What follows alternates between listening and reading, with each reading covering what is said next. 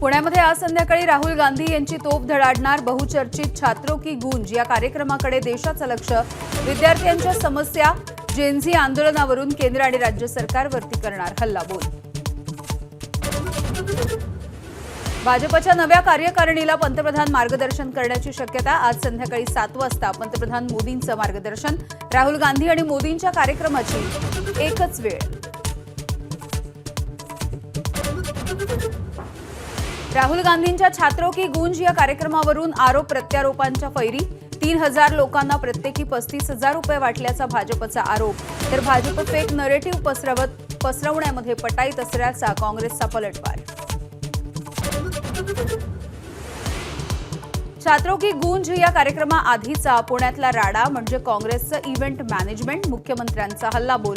तर कार्यक्रमात अडचणी आणण्याचा भाजपचा प्रयत्न, काँग्रेसचा आरोप। राहुल गांधींमुळे भाजपच्या पायाखालची वाळू सरकली आहे। संजय राऊत यांचा भाजपवरती हल्लाबोल।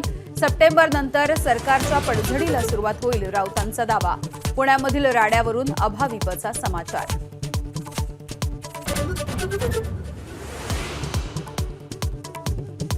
चूक होत असते दुरुस्त करा, मनोज जरांगेंचं पुन्हा एकदा सरकारला आवाहन। मराठा आरक्षणाची मागणी मान्य न झाल्यास संघर्ष होणार असल्याचा इशारा।